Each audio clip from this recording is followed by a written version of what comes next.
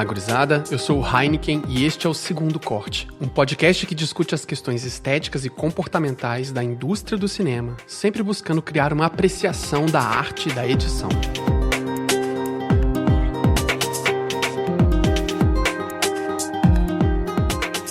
No episódio de hoje, a gente vai falar sobre o Sound of Metal, ou Som do Metal, foi essa a tradução? Eu não lembro agora qual foi a tradução para o português.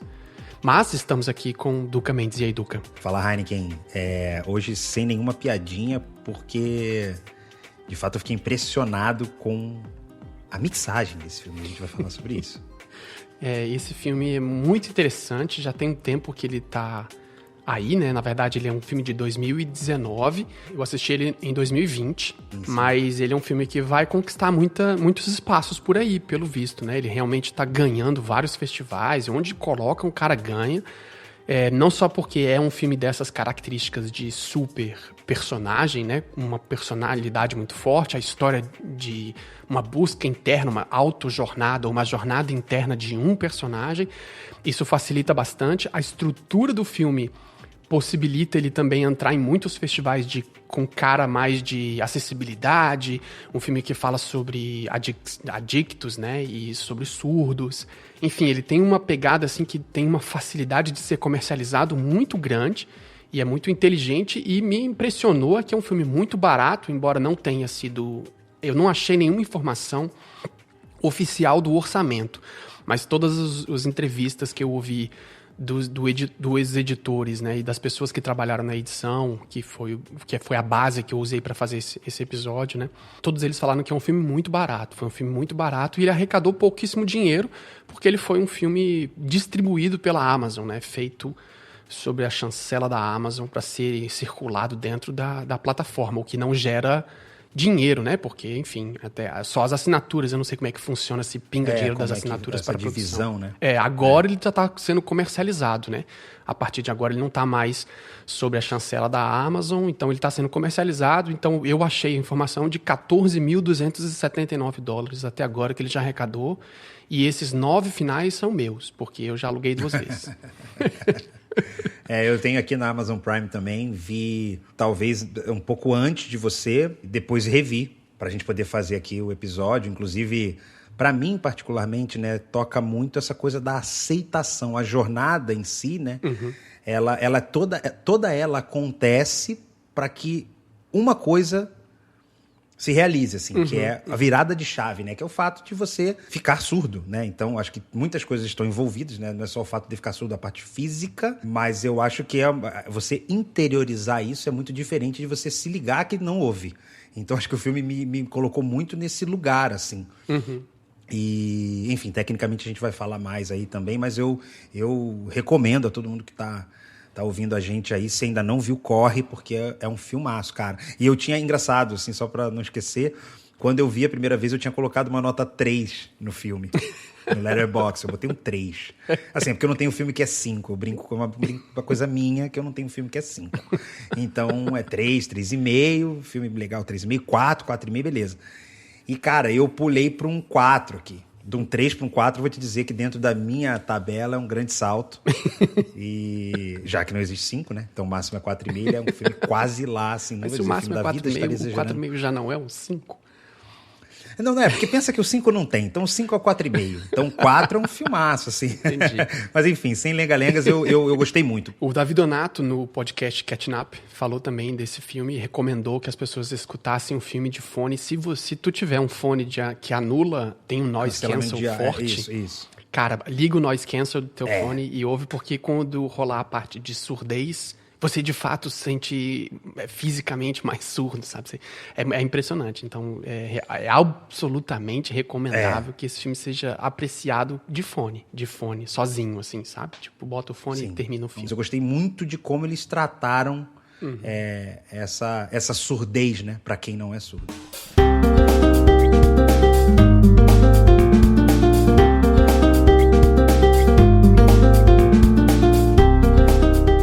Esse episódio é trazido para vocês pela Ave Makers. Se você trabalha com produção de vídeo ou foto e quer melhorar seus conhecimentos investindo pouco e sem sair de casa, então você precisa conhecer a AV Makers, a melhor escola online para filmmakers e fotógrafos do Brasil. São mais de 160 cursos e formações completas ministrados por profissionais especialistas e atuantes do mercado. Você pode aprender desde o básico até o mais avançado com suporte direto com os professores e pode acessar o conteúdo de qualquer lugar, até mesmo offline. A AV Makers tem cursos de pré-produção, câmeras, drones, gimbals, Premiere, DaVinci, Avid e Final Cut e das mais diversas áreas. Fashion films, videoclips, edições e captações de áudio, direção de fotografia, colorização, edições de fotos, gestão de equipes e sets e muito mais. A AV Makers é a escola oficial da Blackmagic Design no Brasil e conta com professores certificados e autorizados também pela Adobe. Pelo valor de apenas um curso, você pode ter toda essa estrutura à sua disposição. Usando o cupom SALA77 no ato da sua assinatura, você paga apenas R$ 77 por mês. É isso mesmo, serão apenas R$ 77 por mês.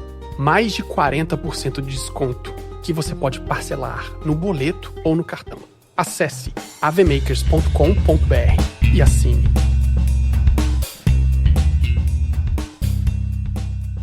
Tem várias questões sobre esse filme que eu acho legal a gente levantar. Ele é um filme indie, feito com pouco dinheiro, dirigido, escrito, né, e produzido, feito com todo o afinco pelo Darius Marder, não sei, eu acho que é um francês pelo sobrenome.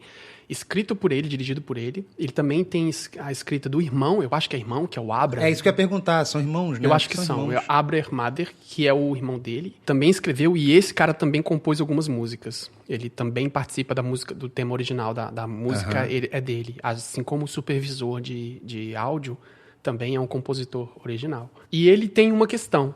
Esse diretor, ele decidiu que ele queria fazer um filme indie, que tivesse cara de indie, assim, que ele fosse de independência mesmo. Ele escolheu filmar em 35mm em película. O filme é filmado com a Atom, a Penelope, né, aquela câmera de 2008, que é uma câmera muito conhecida para diretores de documentários. Muitas pessoas de documentários usam essa câmera. Ela é, mega famosa no meio do documentário. Porque ela é pesada, grande, mas ela é boa para fazer handheld, sabe? Shoulders. Você bota ela no ombro e ela tem uma pegada, um grip, né? Uma pegada isso. boa, estabilização. Ela é perfeita para isso. Ela tem tecnologia muito boa, mas ao mesmo tempo não é uma ARRI dessas monstras, sabe? Ela é de custo-benefício barato, digamos assim. É legal você falar isso porque tem muita cena, assim. Muita. Tem muita cena de câmera na mão. É uma proposta dele. Eu quero que seja uma coisa documentária. Ele quis que o filme tivesse cara de documentário. O filme tem 2 arcos importantes. O primeiro momento é um filme mesmo, que é a jornada desse cara. O segundo momento é um documento sobre a surdez e a dicção. Então ele teve essa perspectiva, isso são os editores falando também, os podcasts todos que eu escutei, e as matérias eu vou deixar linkado para vocês aqui embaixo, aqui no nosso site. E ele quis que o filme tivesse essa cara de documentário e tivesse essa cara indie. E outra questão é, o editor principalmente, que é o Mikel, falou que ele é um diretor que não faria o filme se não fosse com esse ator. Ele pensou nesse ator para fazer o filme, se o ator não pudesse fazer, ele não faria. Sabe, não é um cara, ele é muito determinado. E ele escolheu filmar em 35mm, com película, para justamente dar o caráter de que eu apertei o REC, tá valendo, a gente tem pouca grana, então não dá para desperdiçar nada, sabe? Então, tudo... Ele fala até num podcast que eu vi, no Rough Cut, ele diz assim que ele escolheu fazer em película porque até os amadores que estavam lá para ajudar ficavam tensos na hora que tava valendo. Todo mundo fica muito mais concentrado porque não tem dinheiro pra gente refilmar, não dá para ficar refazendo cena, então tem que ser assim, para valer. Então você se prepara, você se organiza, você concentra, na hora que a gente apertar o REC, tá valendo, sabe? E todo mundo tava nessa tensão. Então essa é uma característica. Outra característica é que ele filmou o filme cronologicamente. Ele quis filmar cronologicamente. Então, eles se organizaram para conseguir filmar a história toda da forma como a gente vê ela acontecendo.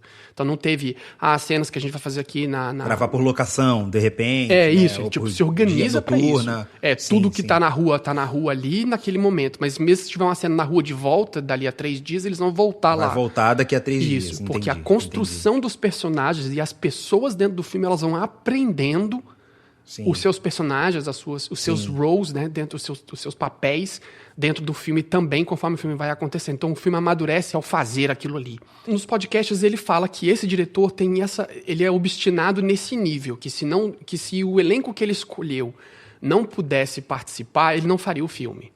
Se não fosse para fazer o filme cronológico, ele não faria o filme. Se não pudesse usar a câmera que ele queria usar, ele não faria o filme, sabe? Não é uma adaptação, é o que ele quer contar essa história. Paul Raci, não sei se fala assim, R-A-C-I, né? Ele, de fato, é surdo mesmo, né? Sim. Ele é real a história dele ali, o que ele conta, inclusive, e tem até a ver com a minha dica, que eu vou dar no final, mas vou guardar para falar lá. Mas é por isso que eu fiquei curioso quando você citou. E tem uma questão, é que ele trabalha, assim como Augusto Boal, que foi um dos autores e teóricos, teatrólogos brasileiros, responsável por muitas coisas que o Brasil tem de teoria sobre atuação e interpretação para cinema, embora as pessoas não deem o devido crédito, porque Augusto Boal é muito conhecido fora do Brasil, mas no Brasil poucas pessoas conhecem. Ele também trabalhou com não atores, então ele queria que tivesse dentro do filme pessoas que não fossem atores, que fossem mais crus na interpretação. Então a comunicação com essas pessoas o que vocês precisam fazer são vocês mesmos ou nesse ambiente. Por isso que é um lance documentário, que é a mesma pegada que a gente discutiu no Bicho de 7 Cabeças, que também é um documentário, né? Tipo, tem essa cara de documentário também. Também tem câmera na mão, também tá filmando uma realidade desse jeito.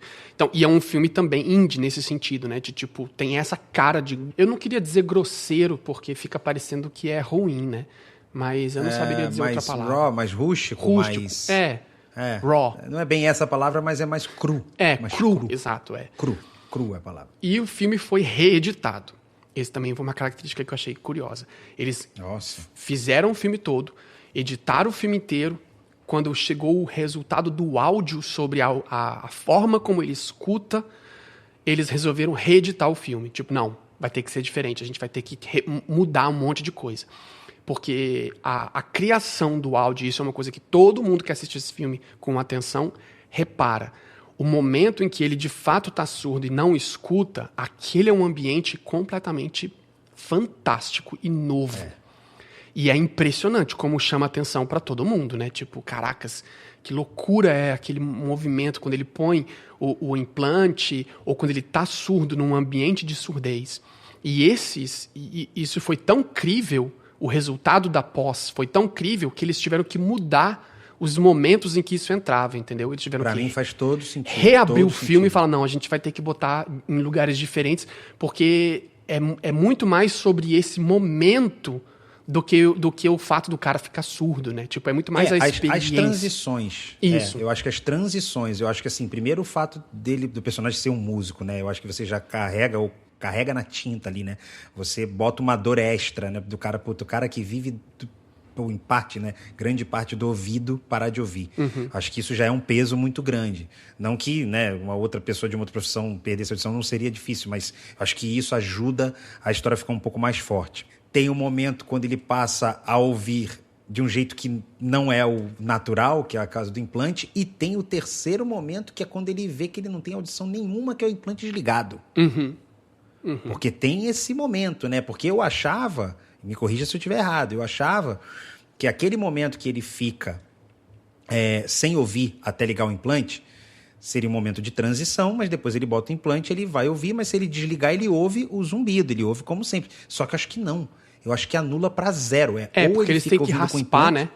Exato. Eles raspam o que sobrou para substituir. E aí já era. Só que no fim, e nossos ouvintes aí já sabem que aqui não é um problema, um spoiler, né? Mas, assim, no fim, pouco importa para ele se ele ouvir menos ou nada, porque ele teve a consciência de que agora a vida dele é assim. Então, talvez até de uma forma curiosa, ou tá aí pra gente polemizar, ele até prefere a partir daquele momento, ter o silêncio. Então, enfim, eu acho que o filme trata sobre muitos aspectos, assim, dentro da transição do ouvir e não ouvir, que são muito, muito legais, cara, muito legais. Outra coisa que a última de curiosidades que eu acho, antes da gente, de fato, entrar no filme, é que tanto o Mikkel Nielsen e o Nicolas, acho que é Nicolas Becker, né, porque ele é francês.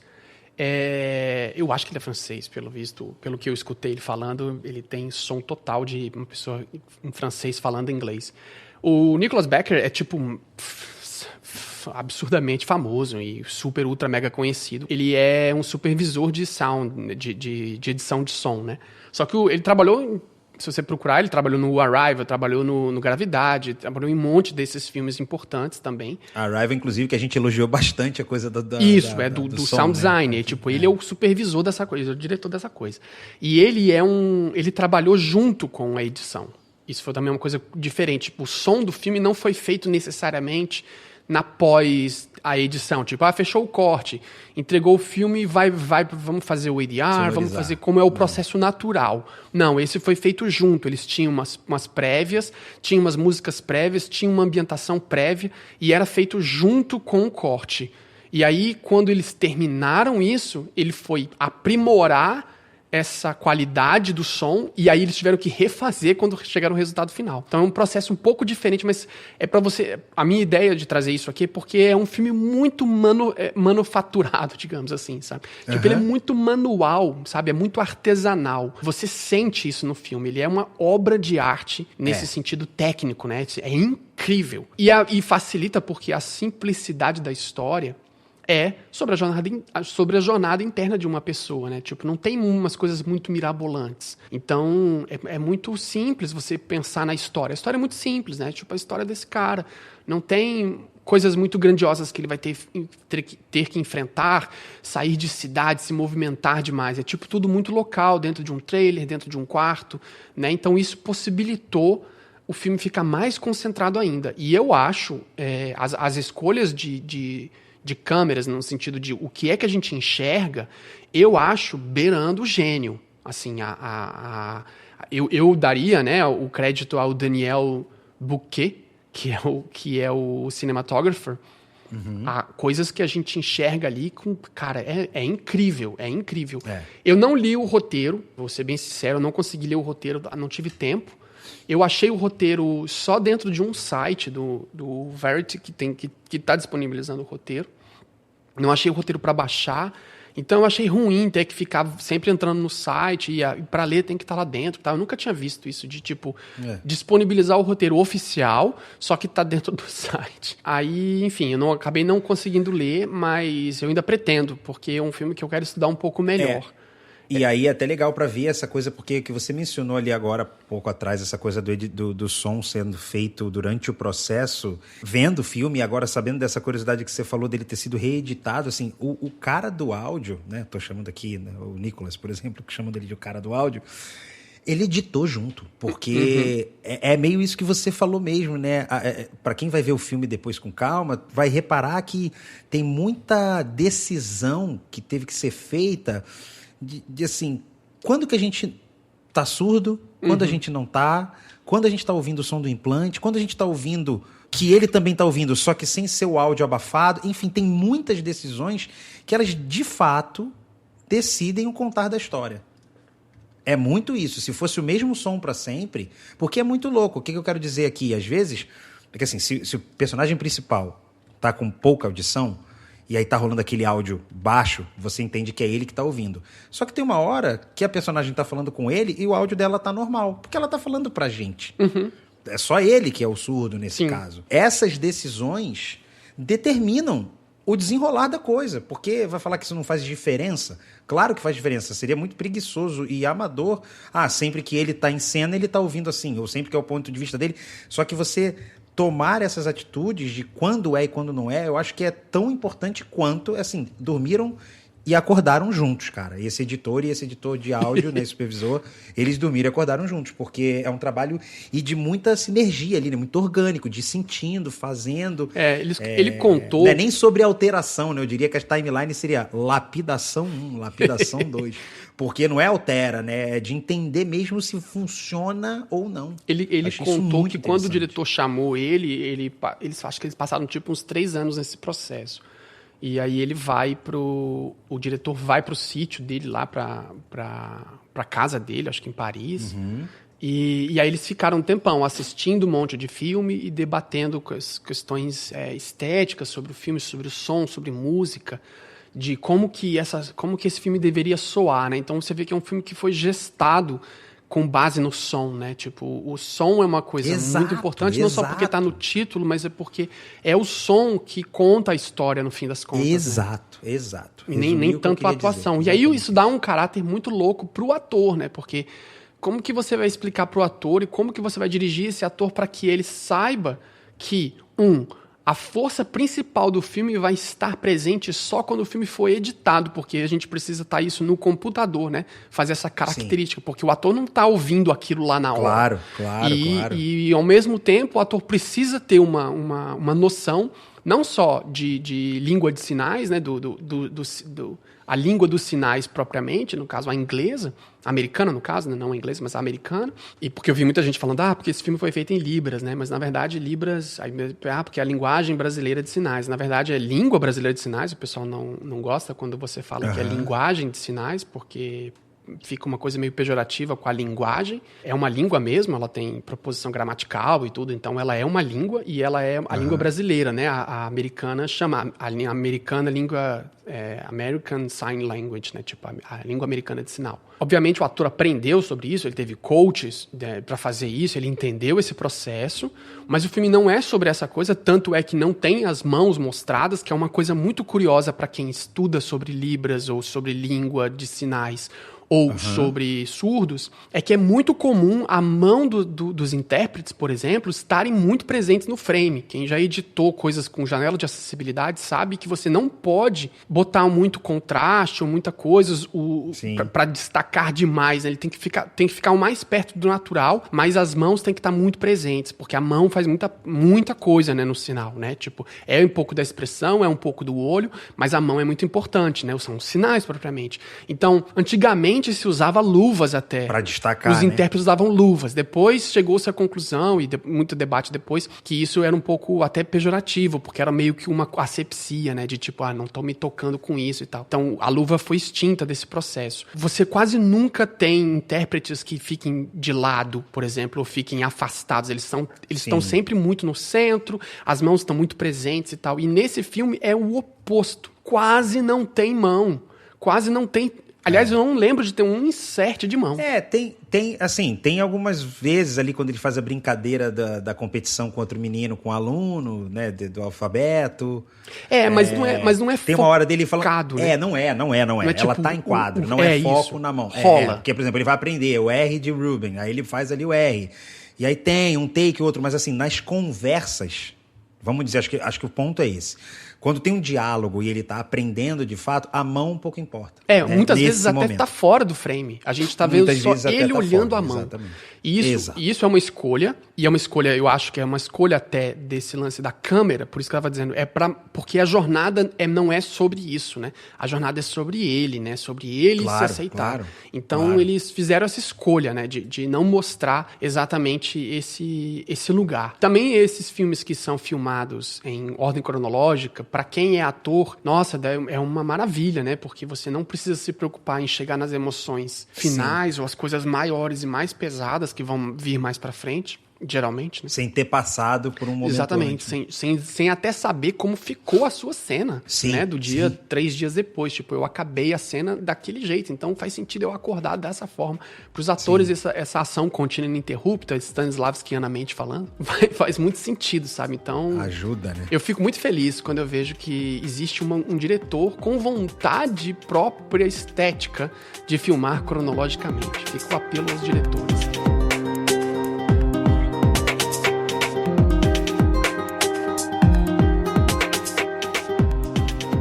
No início, quando cara tá descobrindo a surdez, ele tá tentando se aceitar como surdo.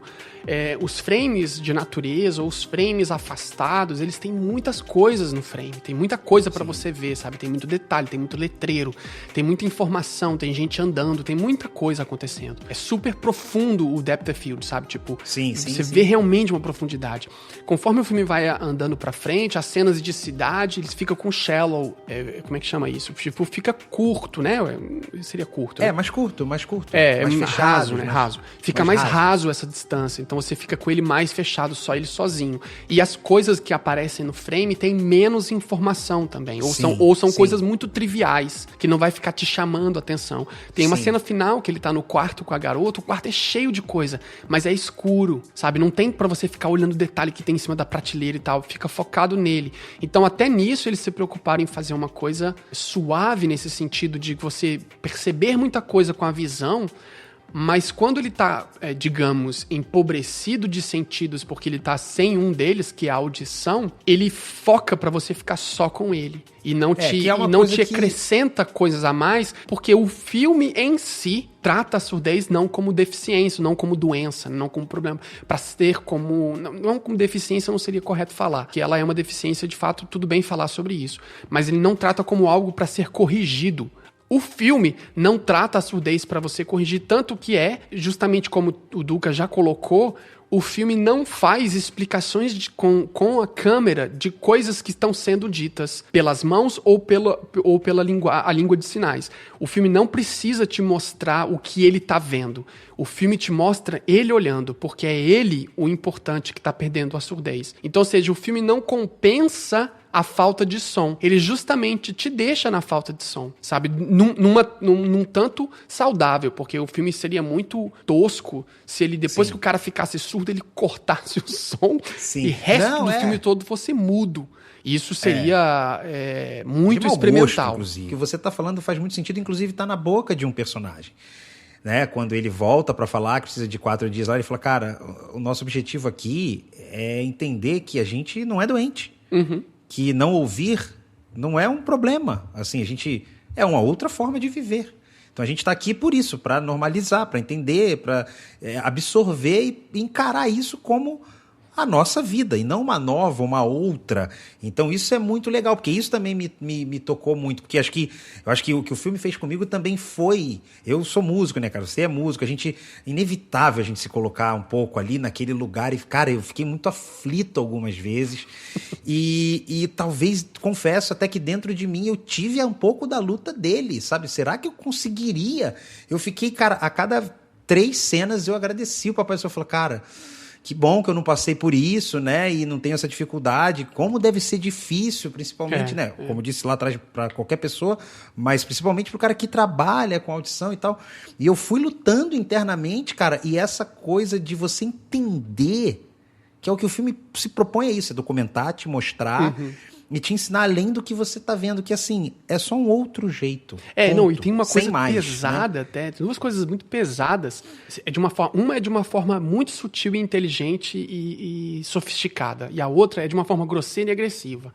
A inteligente e sofisticada é quando ele tá consertando o telhado. E o Joey chega lá e fala, o que você tá fazendo isso? Desce daí. Aí ele, não, eu tô consertando o telhado. Tô só consertando. Ele, cara, aqui não tem nada para consertar. Você tá errado, tipo, a sua premissa mental é errada, você tá consertando. Não tem que consertar nada, você não tem que consertar. A gente tem que viver com o que a gente tem, não dá pra ficar consertando. Isso é muito inteligente, assim, embora eu ficava, não, mas tudo bem, mas vamos consertar pelo menos o telhado. E é uma cena bem solta, assim, né? Tipo, uma cena que rola ali, você fala, mas ela diz muito mais do que o que E a outra é quando ele vai ouvir pela primeira vez, depois de botar um implante, que o som é uma merda. Uma bosta. E aquilo, pra mim, assim, tipo, o cara que entende de som, o cara que presta atenção em som, uma pessoa que é realmente muito vidrada, né, tarado, geek de equipamento, de som, de mesa de som, tipos de equipamento, e ouvir aquilo e falar que é isso, cara, deve ser uma merda. Tipo assim, não, cara, é muito cruel, sabe? É muito cruel, e ele pede pra mudar a chave, e aí fica um outro som também ruim. E eu acho que ali tem uma outra coisa que aí vou dar minha opinião proprinha, assim, a minha, assim. Aí você fica naquela puta, mas aí eu gastei o dinheiro que eu não tinha pra ouvir um som que tá longe de ser o que deve. Então, assim, é mais um tapa na sua face pra você falar assim, cara, você tá indo pra um lugar que não não vai resolver. Mesmo que ele conseguisse ouvir o som, não é sobre... mas daqui a pouco melhora a qualidade do áudio, vale a pena o implante. Não é sobre isso que o filme fala.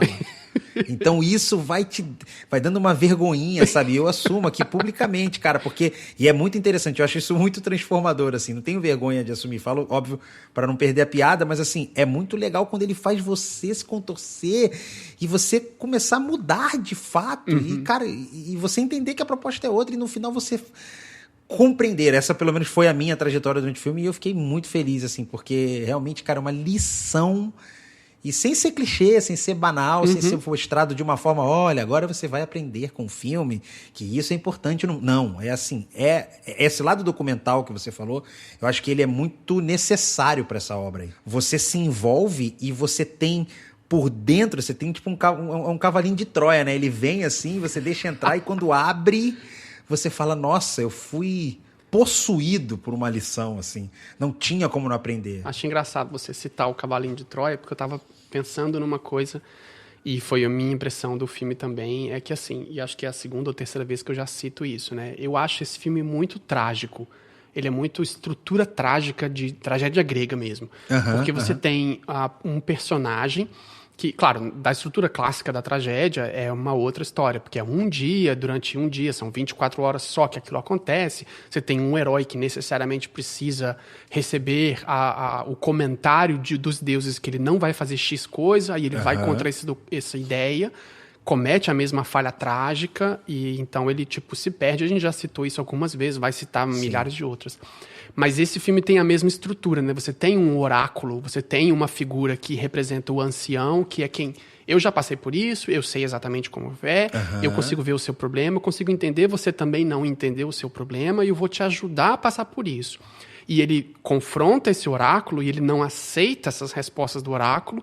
Mesmo assim, ele vai atrás, comete a falha trágica, erra, se ferra, tem que voltar ao oráculo e o oráculo não libera ele de, tipo, não tudo bem, eu vou te aceitar de novo. Não, você está fora, porque foi o que eu disse, porque foi já o destino que você não pôde entender que dava para evitar.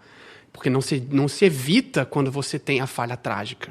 Que é uma estrutura de ensinamento social, na real. Tipo, se você tem esse destino, você não pode ficar fugindo dele, você tem que seguir. Exato. Os gregos tinham essa coisa, a gente, na sociedade mais moderna, tende a não gostar muito dessa ideia, porque também é um pouco de manipulação, né? Tipo, de manipulação de massa. Tipo, se eu nasci pobre, eu vou morrer pobre, é isso mesmo. Tipo, não preciso mudar a minha realidade, sabe? Tipo, não, beleza, sou oprimido, vou ser oprimido para sempre. Não.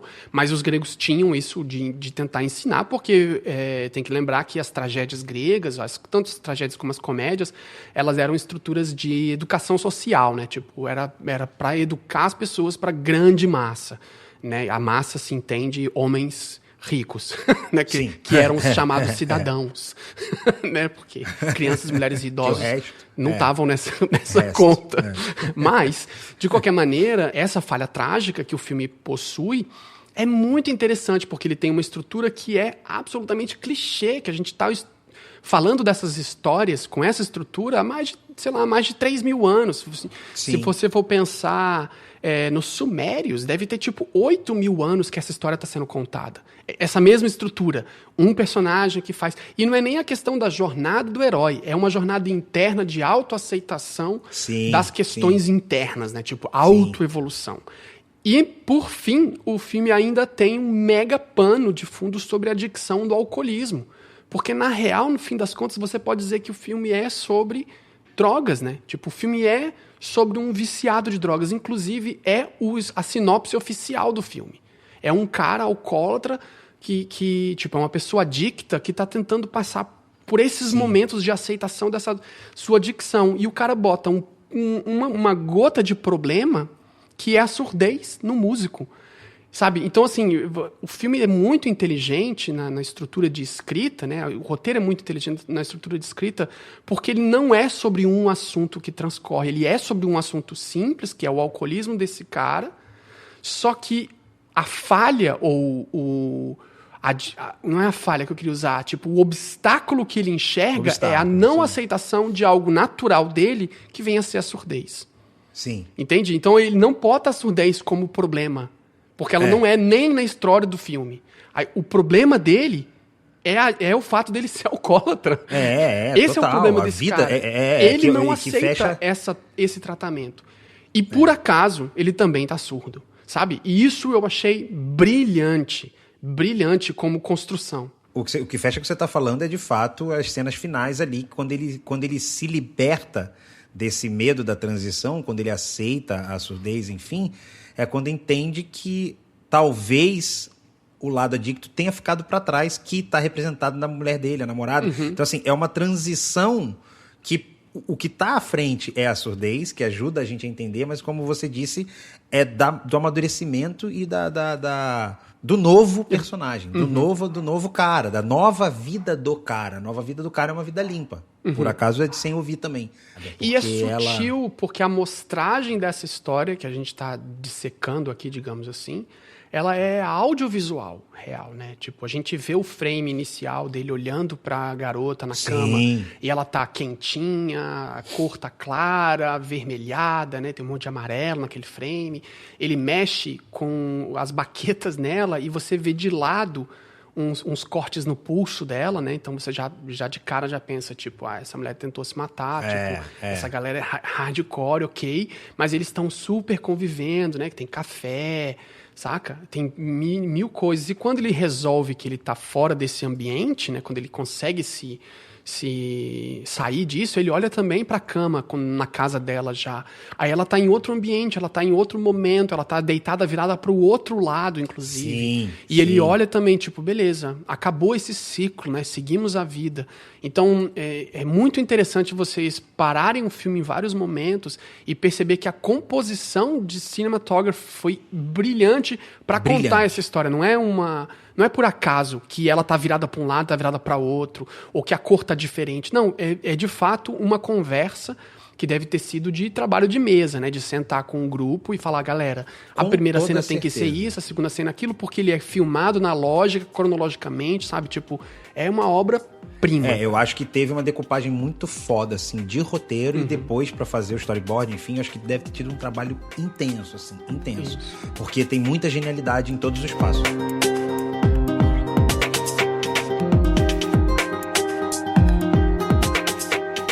Não é filósofo, é reflexivo, sabe? Eu acho que, sei aí como é que a galera que ouve curte isso, se curte ou não, mas é quando a gente viaja aqui, quando a gente... Acho que o filme por si só já disse muito. Então, quando o filme começou e a gente vê ele fazendo esse som, curioso é que ele não deixou a gente, como público, apreciar aquele tipo de trabalho. A gente não chega a conhecer o trabalho deles. Porque a gente vê uma vez só, né? E depois já vê o dia seguinte. E depois vê ele se preparando. Inclusive, não sei se tu reparasse, mas a última coisa que ele escuta antes do sintoma real cair é o soundcheck. Sim. Ele fala, né? Vamos passar o som? Aí ela, não vai dar pra passar o som, não. Pum! Fica em silêncio. Cara, é genial, cara. Ele pergunta, vamos fazer um soundcheck? E aí a moça fala, não, ainda não. Pá! E o som acaba. Na hora. Saca? E aí a partir dali começa a jornada do cara. Tipo, o som termina quando não deixa a passagem de som pro músico. O soundcheck é muito importante. Não é uma coisa trivial, não foi uma escolha trivial de algo. Qual é a última coisa que ele vai... Qual é a última coisa que ele vai ouvir? Vai ser tocando? Não. Vai ser antes da cena começar, antes da música de fato rolar. Vai ser o soundcheck, sacou? Então eu achei muito curioso eles pegarem, primeiro, o que seria um baterista e ficar surdo? Mas se seria um baterista de jazz, seria outro filme. Seria um baterista de rock, seria outro filme. Então eles colocarem meio que uma música experimental tão esdrúxula, estranha, é mais legal porque a gente, como público genérico, iria começar a gostar ou odiar, mas ele talvez tivesse interesse em saber como é o som dessa banda, então. Saca? Porque eu queria ouvir. Mas, assim como ele, a gente também é evitado. A gente também é limado da possibilidade da escuta do som dele. Então, eu tenho certeza que o som teria que estar no título. E o metal, por causa do gênero, também teria que estar no título. Só que, ao mesmo tempo, no meio do filme, quando a jornada desse personagem pelo som da música, que é um heavy metal, entra na parte do diálogo com as outras pessoas, ou seja, quando a comunicação volta a ser possível por causa da falta de adição, é quando ele está batendo no escorregador. No escorregador. Com a criança. A partir daquele momento, o filme passa para outro lado. Tipo, começa a história dele para outra jornada. E como é uma placa de metal, eu achei muito curioso eles chamarem de som do metal, com o garoto comunicando com ele através de ritmo no metal. Aí eu falei, olha, tudo a ver. O som do metal, tudo perfeito, a ver. Mas eu não perfeito. tinha associado metal ao metal. Eu tinha associado que aquele era um lugar que fazia barulho e era uma nova jornada dele.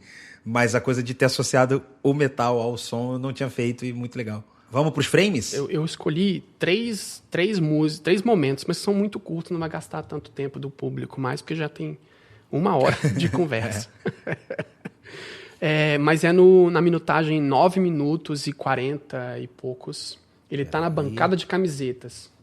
A cena depois que a menina cospe na camiseta. Ela fala, eu vou cuspir na camiseta para falar mais. Aí ela cospe na camiseta, na sequência, faz um corte para ele abaixado no balcão. Os discos já estão ali em cima e ele tá trocando. Então, só pra gente ter a diferença, entrou na cena, tá ele, é 10 e 10 aqui. 10 e 10, ok. Então botem 10 e 10 aí. E a gente vai andar 11 e 10, até 11 e 10 mais ou menos, que é na sequência. Isso. Estão todos prontos no Dolacy e já. Aí a gente vê, é um simples corte, né? Ó, a menina fala, ela fala do som. Quando ele fala do som, ela não vai acontecer. Rola o primeiro problema, né? Tipo, ele passa a perceber que o som acabou. Eu sugiro vocês assistirem esse filme novamente com o som mutado, só para primeiro vocês apreciarem o ator conseguindo entregar essas coisas. Mas a gente tem uma cena que é na mão dele, na mão, né, a câmera na mão, fixando só nele, ele faz pequenos movimentos para mexer no ouvido, tipo, muito sutil. A gente ainda não saiu dessa tensão com ele, né? É claro que a gente está muito apertado com ele para gerar essa tensão, tipo, alguma coisa está acontecendo de errado, né? E a gente vai escutar, a próxima coisa é ele fazendo uma mega barulheira, tocando uma música super barulhenta, né? Tipo, tocando a música indo pro máximo, a gente continua nele, mesmo com o som rolando, a gente continua nele. E vai seguir. Você viu que até agora foram só 2 takes, né? Sim. O take lá do cara e o take dele de novo tocando, né? E ele continua. A câmera vai fazendo uma aproximação muito suave, né? Dentro de um esquema para mostrar como é. A gente já não tá mais com som. Depois corta pro parking lot. E aí tem barulho de pássaro aí. Pra gente poder cortar pro mesmo movimento que a câmera estava fazendo pro quarto, né? Pro trailer, no caso. Né? Pra gente ir indo em silêncio até o quarto dele, né? Então, pausa aí. Ok, pausou quando mostra ele deitado na cama. Pausei. O que eu acho interessante primeiro, conseguir contar a história com 3 takes, sabe? Tipo, 1 minuto, 3 takes. Nesse início, que é bem no início do filme, ele estabelece um padrão. Quando a gente se afasta desse cara, a gente escuta. Quando a gente se aproxima dele, a gente não escuta. Entende? Ele vai tentar repetir isso algumas vezes. Não necessariamente só em termos de fisicalidade, às vezes em termos morais também. Tipo, quando ele está refletindo, ou seja, quando a gente está dentro da cabeça dele nessa reflexão, a gente está mudo. Quando a gente está vendo a vida dele acontecer por fora, como um voyeur do que está acontecendo. Não sei se voyeur seria uma boa palavra, mas... mas observador. Observador, obrigado. Quando ele está observando, a gente pode escutar novamente. Então, quando a gente está dentro, a gente está surdo com ele. Quando a gente está fora, a gente está ouvindo. E ele tentou colocar isso, né? A gente está lá na camiseta com ele, a gente para de escutar também. Quando a gente está fora vendo o trailer, a gente está ouvindo. Quando a gente está dentro do trailer, que é ele, a gente para de ouvir de novo, né? E isso... só pontuar que isso não é... óbvio que não é uma regra, mas eu acho que tem muito a ver com aquilo que a gente falou lá no começo, né? De tomar essas decisões, porque não dá pra ser de um jeito só o tempo inteiro. Então, eu acho que lá na frente vai ter uma hora ou outra que não vai ser exatamente isso que tá aqui, né? Mas eu acho que é uma forma de criar um padrão pra você começar a entender que é quando ele tá ouvindo, quando a gente tá ouvindo por ele e quando a gente tá ouvindo a cena. Eu acho que isso foi uma coisa inevitável, porque se não fizesse isso, viraria uma bagunça e, como a gente de novo disse, não teria como contar a história de uma forma legal, porque senão ficaria uma bagunça, né? E o que eu acho legal de edição é pensar que o cara teve que botar um áudio do baterista quebrando tudo, né? Tipo, tocando, gritando e não sei o quê. E, ao mesmo tempo, tentar fazer um jeito que esse som, aos poucos, fosse sumindo, Exato, né? enquanto ele Tipo, toca. desaparecendo no sentido de esvair mesmo. E ao mesmo tempo, quando vai ficando mudo, vai ficando só um zumbido, só Só os graves, só né? os graves, uma coisa meio abafadona. Quando troca, é botar umas gaivotas, que são coisas agudas, suaves, sabe? E aí na hora que entra no trailer de novo, não sei se você repara, mas tem um... É. Entra no trailer, o barulho agudo do zoado de novo volta. Então é uma coisa que eles colocaram na pós, né? Tipo, tem um trackzinho pra fazer um... Sim. Pum, na hora Sim. que ele entra no trailer. Mas é muito sutil, né? Tipo, isso eu achei muito brilhante, assim, de como Uma marcar... transiçãozinha, né? Como marcar que a gente entrou nesse lugar. É botando esse rompante, né? Não é cortando o som, é acrescentando o som. Então ele vai mostrar a surdez do cara com o som, né? Colocando um som, né? É só você reparar como você tá do lado de fora do trailer, porque quando você entra, essa transição é com o som que ele faz. Porque é uma forma de colocar qual é o tipo de som que ele ouve, né? Ou quais sons ele deixa de ouvir. Eu acho que esses opostos dizem muito. Porque o que a gente faz aqui musicalmente são cortes de frequência. Então começa você perdendo pelas altas. Quem aqui nunca foi num show né, de uma banda que tá o show é muito alto, então você vê um festival, 3, 4 bandas, e quando você volta para casa você tá ouvindo meio abafado. É isso, porque existe um corte temporário, ainda bem, de algumas frequências mais altas, que são os agudos. Então aqui o que acontece é isso. Acho que como você explicou, a melhor forma é falar, olha, o que é o normal pra gente até então é isso aqui, mas para ele passou a ser isso aqui. Então eles dão 2 exemplos, que é como ele está ouvindo e o outro é a referência de som que ele ouve, né? Que é esse barulho aí. Eu acho que explicou muito bem. Que eu acho bonito quando ele coloca um monte de insert, quando ele tá já, né? Nesse lugar ainda no início, que é ele tomando banho, ele tossindo, ele fazendo café, ou ele apertando o liquidificador, que são coisas Sim. que a gente viu no início, mas que são coisas que fazem barulhos cotidianos que se a gente não ouvisse, talvez a gente fosse ficar desesperado. E eu acho que é muito legal quando tem uma atuação dele no chuveiro, olhando pra água, e a água caindo e não fazendo barulho, e ele muito impressionado. A atuação dele é tipo assim... Caracas, eu deveria estar escutando esse barulho dessa água e não tô ouvindo o barulho da água. Como eu não tô ouvindo? Porque ele tá olhando vidrado pela água, né? Eu acho aquele frame muito bonito mesmo.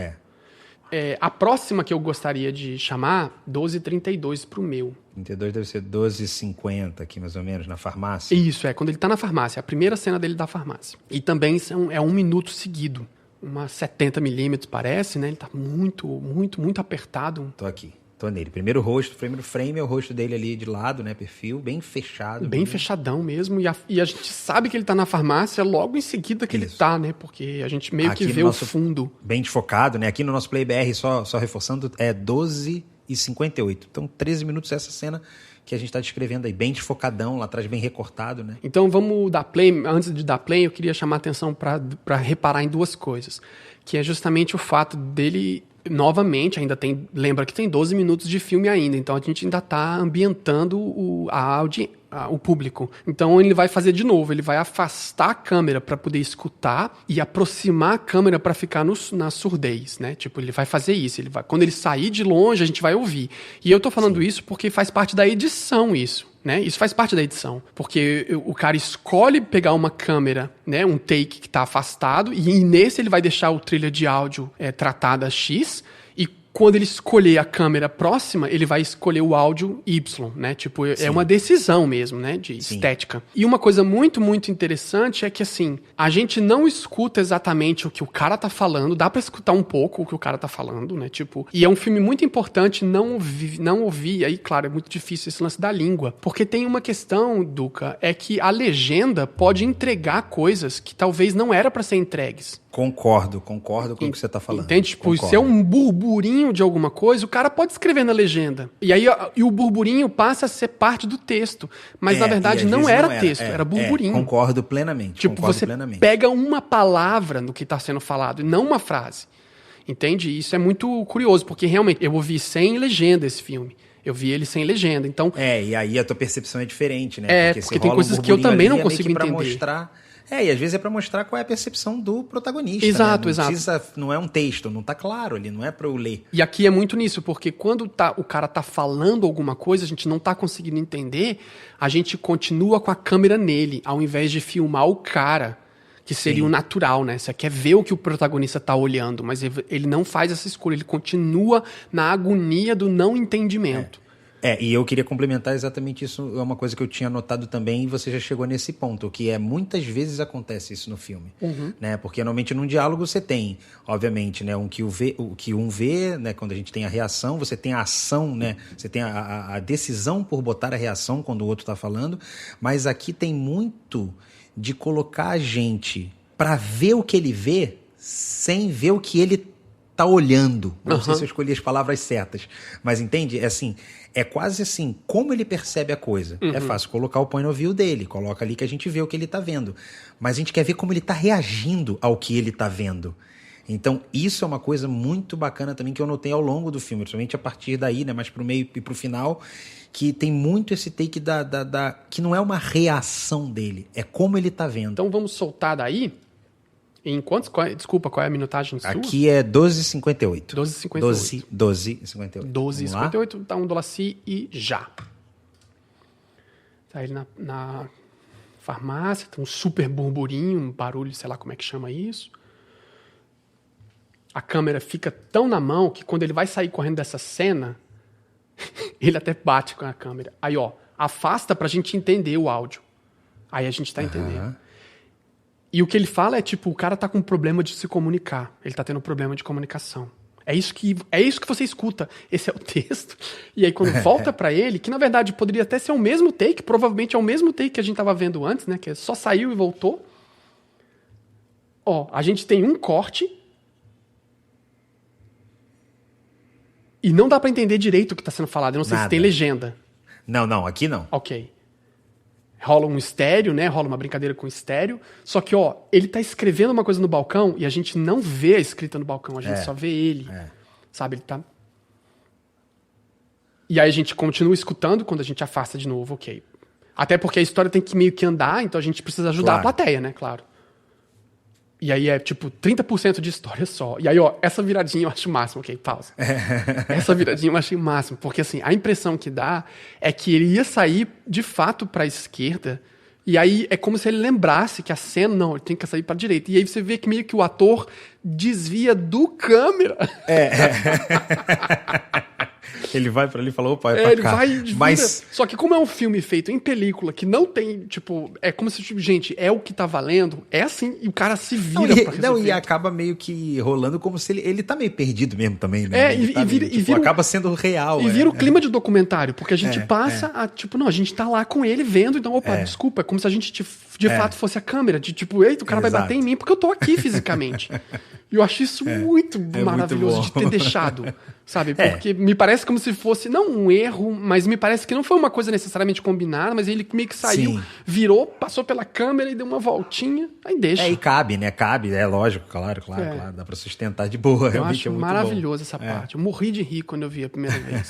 Caraca, cheguei, nessa vez, inclusive, eu pausei e voltei pra ver se era aquilo mesmo, sabe? Eu falei, caraca, o cara quase bateu na câmera. Muito bom. Muito bom. E aí depois a outra parte é também uma sequência, que na verdade é para meio que mostrar a minha última anotação, que é lá no final, em 43 minutos para mim. Nem no final, na verdade, no meio ainda, né? O filme tem 2 horas, né? Tipo, na virada do filme, em 43. É o primeiro corte depois deles estarem reunidos. Então, Brasil, 44 e 58. 44 e 58 e a gente vai uns 2 minutos inteiro quase. Porque eu quero mudar, inclusive, de cena quando ele vai um pouco lá pro jantar, ou pro almoço, ou pro café da manhã, o brunch, ou sei lá o que é.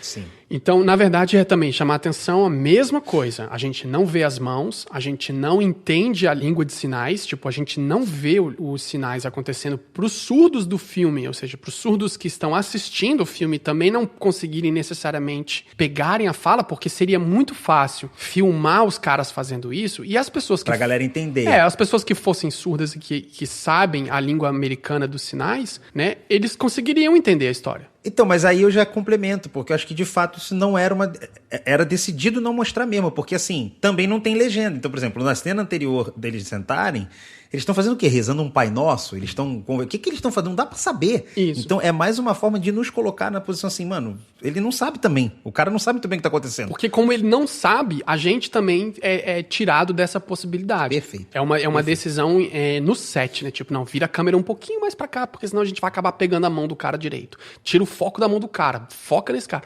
Né? Pra não... Mas ao mesmo tempo de você saber que tá rolando. Tá rolando, mas a gente não sabe exatamente. Então vamos lá, soltar um dólar si e já. Soltei. A gente vê ele falando, ó, provavelmente você consegue entender o que o outro tá falando com a língua. Aí, ó, troca, o cara continua falando. Esse pulo é que eu acho bem agressivo pra quem é surdo. Porque o surdo fica agoniado quando você tira o intérprete da frente dele, sabe? Só que o foco é ele, ó, tá vendo?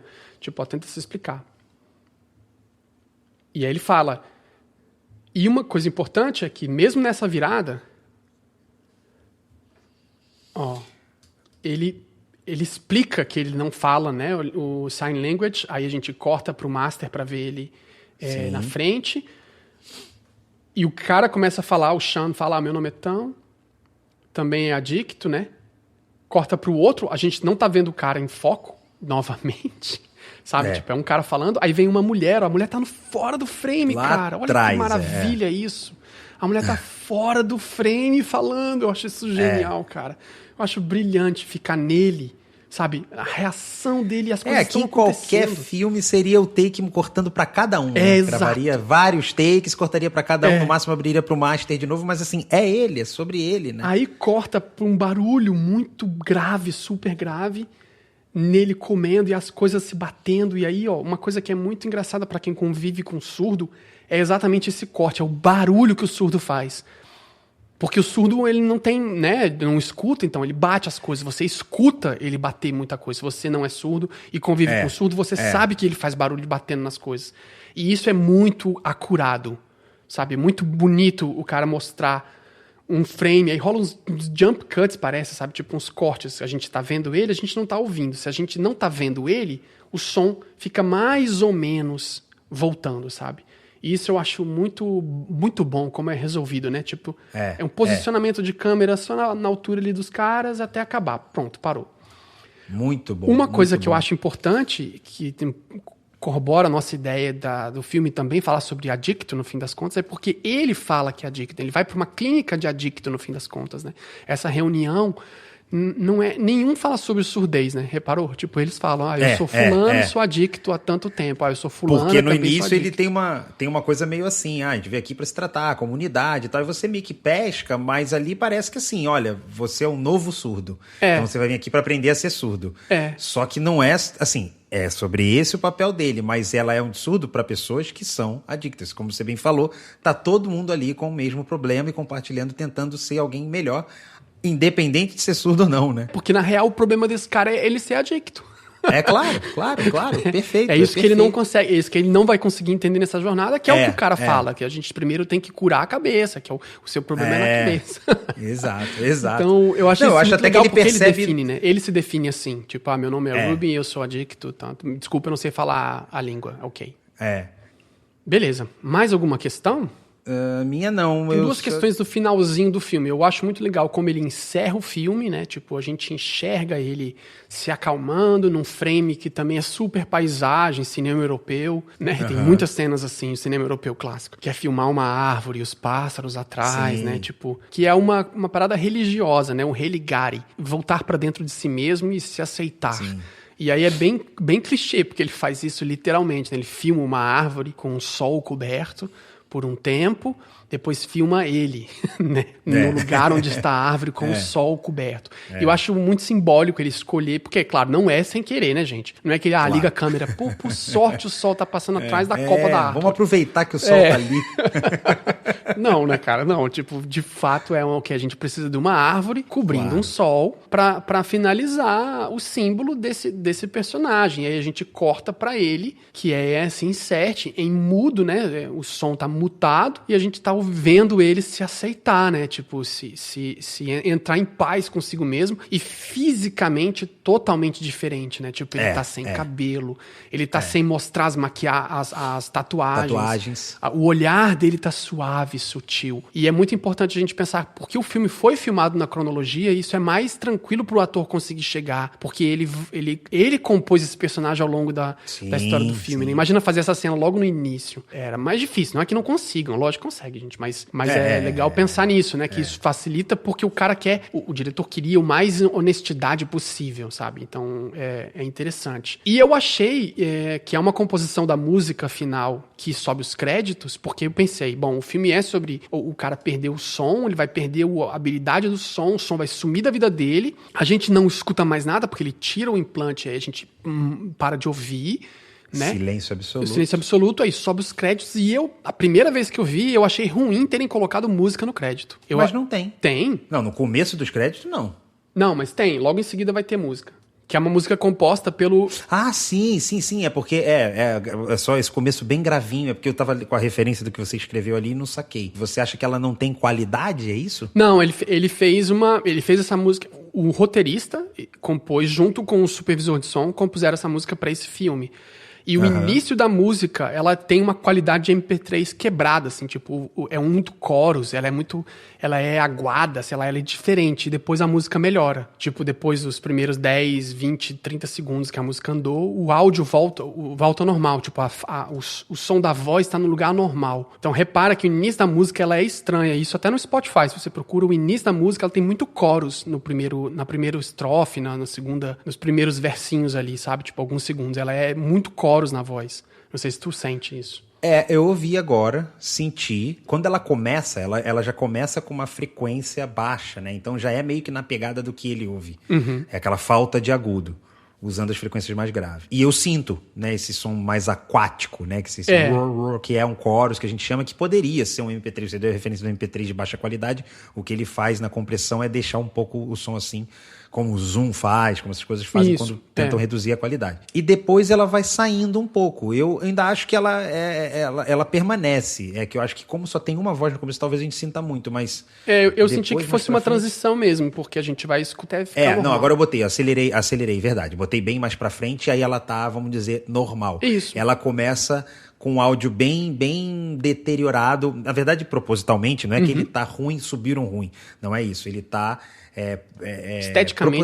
esteticamente estragado, diferente do que a gente ouviria, e depois ele vai virando o que a gente está acostumado a ouvir. Não tinha reparado. E como é uma música composta para o filme, faz todo sentido ser o início do crédito. Todo sentido. Então, no primeiro momento eu pensei, poxa, podia ser legal subir os créditos inteiros sem som nenhum, né? Porque foi o que eu... Assim, que engraçado, né? Você é o cara que você vê os créditos todos. Eu vejo alguns, mas eu não tenho a tara de... Não, vou ver até o fim, até o último logo. Eu vejo até aparecer o colorista. Então, ontem... eu também tenho essa... Quero ver se o colorista vai ser citado.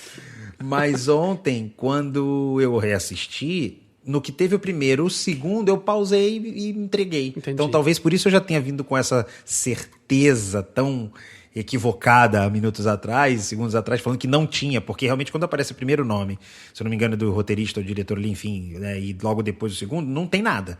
Aí eu dei pause e aí a música entra, então eu não saquei. Não tinha sacado, mas... Mais um presente, obrigado. Eu ouvi isso aqui e é legal, porque é o que você falou. Eu acho que é uma coisa proposital. Não simplesmente pegaram uma track e botaram porque tinha a ver. Eu acho que foi composta já com esse propósito. Falou assim: vamos fazer uma música também que tenha um desgaste, que tenha uma diferença na percepção. Achei do caralho.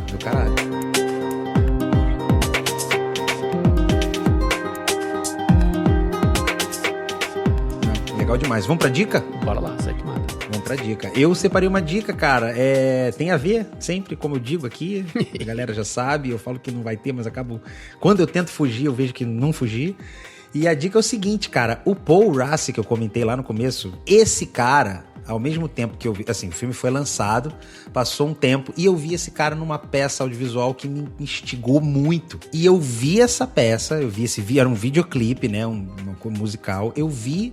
Adorei, e quando fui estudar pra gente fazer esse episódio que eu liguei todos os pontos. O fato é, tem uma menina que eu sigo no Instagram que se chama Elise Trow. Eu acho que se fala Trow, T-R-O-U-W, Elise Trow. E ela é musicista, assim, meio one man band, sabe? One girl band, né? Ela toca batera, ela toca teclado, ela canta, ela compõe, produtora, novinha e tal, super bacana, assim. Nem sei se a carreira dela é muito legal, eu ouço mais as brincadeiras que ela faz ali no Instagram, mas ela é musicista, enfim, ela tem lá o trabalho dela e tal, que é bacana. Eu dei de cara que ela falou, ó, lancei um clipe. Eu fui ver o clipe dela e o clipe era ela tocando batera, tinha a participação de um outro batera, que eu não sei quem é, e depois um terceiro batera, e assim, pra gente que a música é do caralho, né? Você vê batera, porque 3 guitarras, 2 baixos, 4 teclados é uma coisa.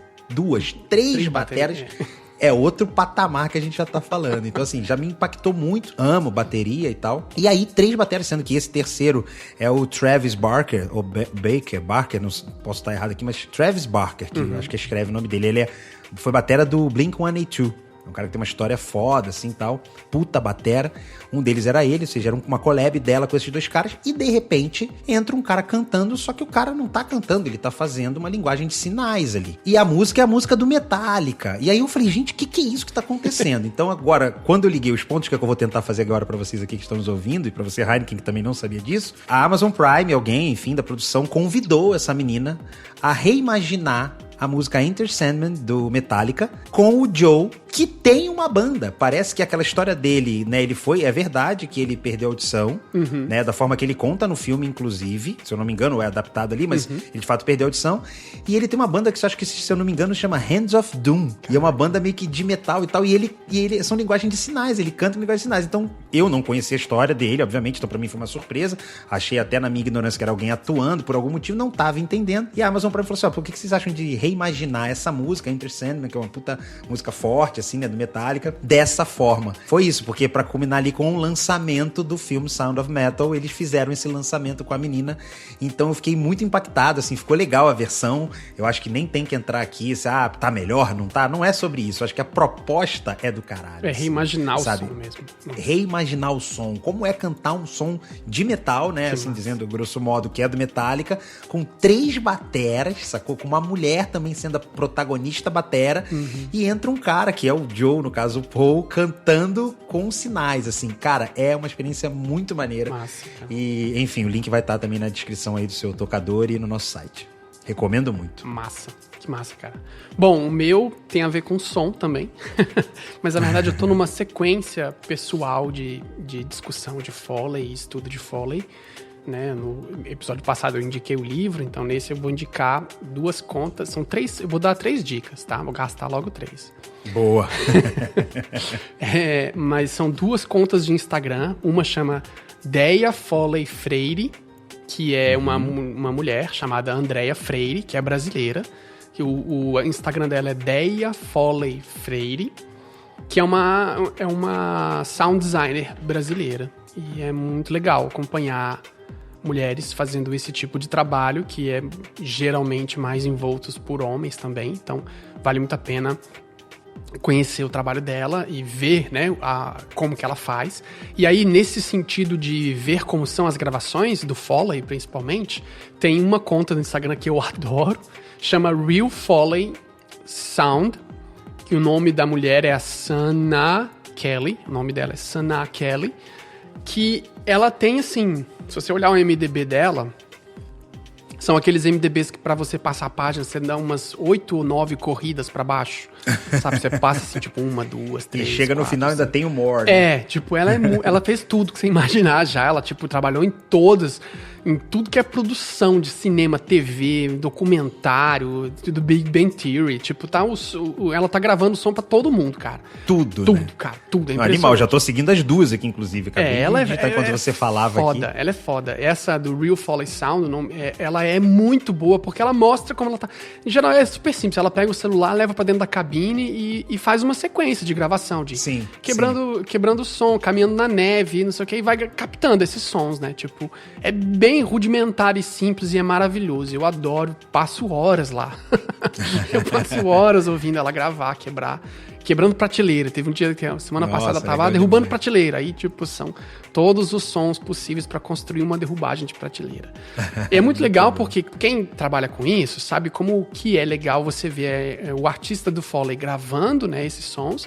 Mas eu também sempre fico pensando a quantidade de takes que o cara, que eu acho que é um cara que tá atrás da da cabine gravando, porque deve ter muita pista, porque ela faz, tipo, 7, 8, 10 vezes a mesma coisa, sabe? Aí o cara pega esses 10, tem que renderizar os 4, botar no DIN, ajustar e tal, até montar o negócio, né? Porque eu acho que o que ela tá fazendo mais é gravação de banco até. Né? É isso que eu ia imaginar, porque é pra quem vai buscar alguma coisa, não tem como produzir, porque, obviamente, o ideal é você produzir em cima da cena, né? Não, ela faz mas bastante existe também. o banco também. Mas existe o banco que ajuda muito também, né? Porque fazer uma produção, né, toda original também, a gente sabe que não é tão simples, não tão fácil e nem tão barato. E às vezes até um pouco mais lógico, tipo, ela comprarem um contrato com ela e falar, tipo, eu preciso de, tipo, sons de cozinha. Aí ela grava 70 milhões, manda esse banco pro editor, o editor escolhe. É da produção, foi feito pro filme, mas não foi feito com a cena, né? Mas foi feito para aquele lugar. Mas ela também tem alguns vídeos, algumas coisas que são cravados com a cena. Você vê o cara andando, ela vai andando, aí o ator dá a volta, ela dá a volta, mexe nas coisas e tal. Então vale muito a pena isso. Ela é uma monstra disso. Se eu não me engano, ela é venezuelana ou colombiana. Tipo, ela é latina, na real. E, enfim, vale muito a pena, porque é uma mega mulher, é muito importante e não é famosa, né? Porque, enfim, quem conhece artistas de Fowler, né? Tipo, ninguém fala dessa galera. Eu fico pra ver os créditos no final, porque eu quero ver o nome desse povo. E o último é um documentário, não é bem um documentário, é um vídeo sobre o documentário chamado Libras para a Arte, que é produzido pela minha companhia de teatro, o Trabalho de Mesa, a Ética, né? TCA. A gente produziu um documentário de um projeto que um dia eu falo aqui, que é mega complexo, eu preciso de 1 hora para falar sobre ele. Mas a gente fez um documentário sobre Libras, sobre a língua brasileira de sinais, com professores, acadêmicos, com surdos, e a gente fez um trabalho de apresentação de peças teatrais e cursos de Libras para pessoas que querem trabalhar recebendo surdos em equipamentos culturais. Só que muitos deles não têm habilitação em Libras, né? Em língua brasileira de sinais. Então a gente fez um curso para essas pessoas, com surdos ao mesmo tempo, e também criou um espetáculo de teatro que os surdos estavam junto com os atores, não só traduzindo para Libras, né? Ou tinha intérpretes de Libras, mas eles também faziam parte do espetáculo. É muito legal, muito curioso. E aí, como resultado final... Baita desafio, inclusive. Foi muito legal. Tem muita coisa bacana. E como resultado final, eu acabei gravando todo o processo. Isso lá nos idos de 2000 e sei lá o quê. Eu gravei todo o processo das primeiras reuniões, tudo eu filmava. E aí, no final, eu peguei esse material todo e fiz uma edição meio tosca e tal. E tá lá no YouTube, é um vídeo de 20 e poucos minutos que conta essa história que eu tô tentando contar, mas que também discute um pouco sobre a questão da Libras no Brasil e tal. Então tem a ver com o assunto da língua brasileira de sinais com esse filme. Animal. Bela dica. Bom, então é isso, gurizada. 3 recados, né? Entre em contato com a gente pra gente saber como é que tá funcionando, o que não tá funcionando, o que tá legal, o que não tá. Eu gostaria muito de pedir que vocês que vocês explicassem pra gente como funciona vocês escutando o nosso episódio. 2 questões específicas, que é se a qualidade do que vocês escutam tá bom, se vocês estão achando gostoso, difícil, tá alto, você tem que aumentar muito o volume, você tem que baixar muito o volume.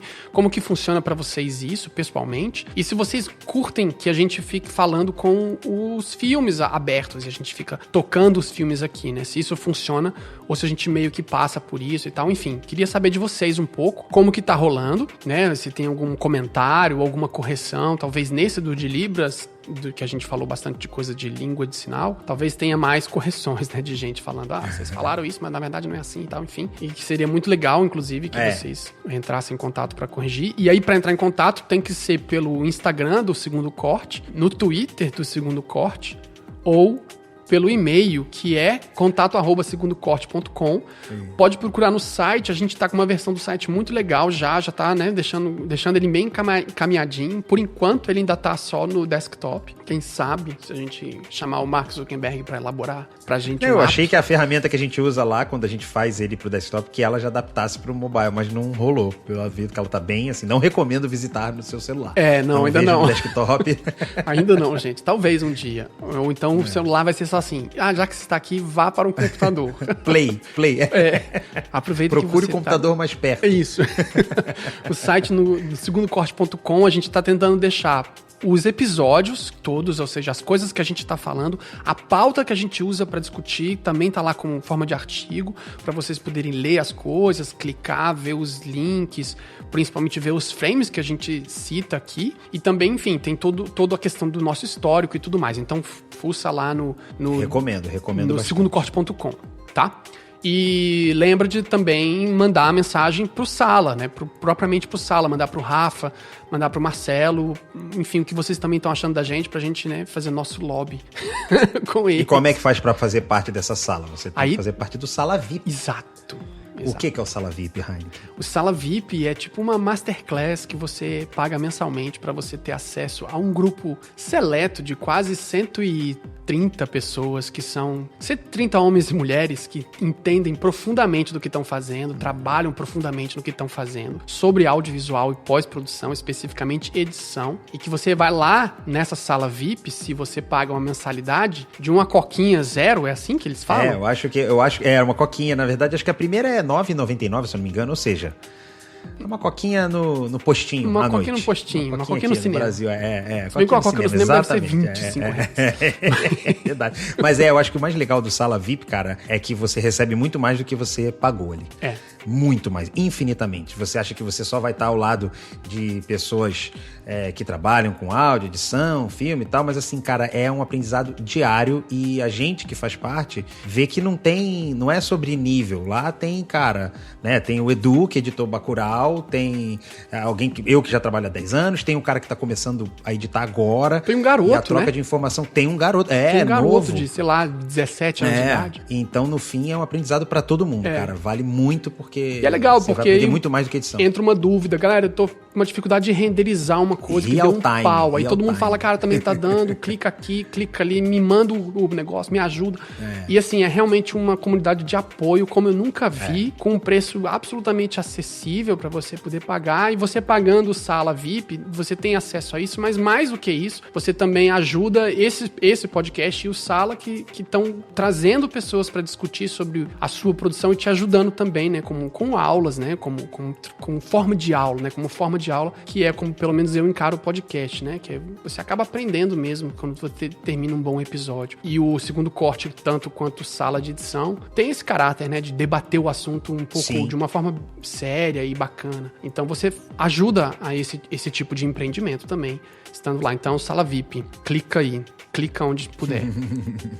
Beleza? Não esqueçam de entrar em contato com a gente, porque a gente precisa saber o que você tá achando, porque, claro, a gente faz isso porque a gente quer, mas também a gente quer que você queira, que a gente queira mais, então entre em contato. Até mais. Muito bom.